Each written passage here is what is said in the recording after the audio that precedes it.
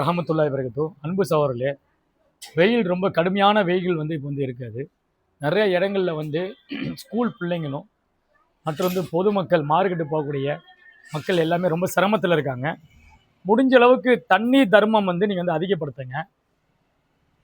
5 star சேவை குழு சார்பாக நாம் தண்ணீர் தர்மம் என்ற தர்மத்தை நம்ம தொடர்ந்து செஞ்சுட்டு வந்துட்டுருக்கிறோம்.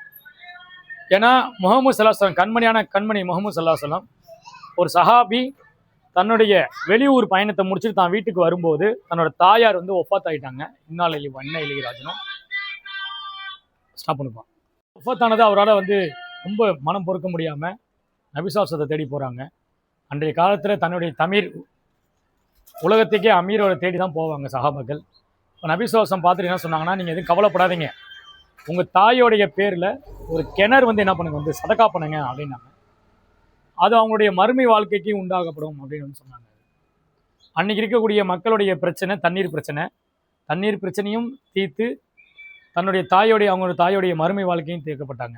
அதுபோல் இன்ஷா அல்லாஹ் வரக்கூடிய காலத்தில் நீங்கள் இப்போ இருக்கக்கூடிய காலத்தில் மக்களுக்கு பானைகள் சதக்கா பண்ணலாம்.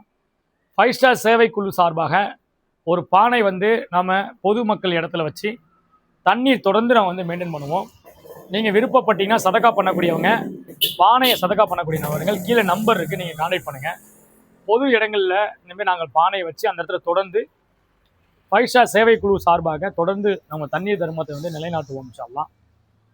ஏன்னா நீர் நெருப்பை அணைப்பது போல் நீங்கள் செய்யக்கூடிய பாவங்களை தண்ணீர் தர்மம் அணைக்கும் இன்ஷா அல்லாஹ்.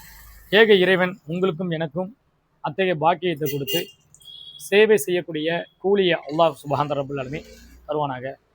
அஸ்ஸலாமு அலைக்கும் வரஹ்மத்துல்லாஹி வபரகாத்துஹு.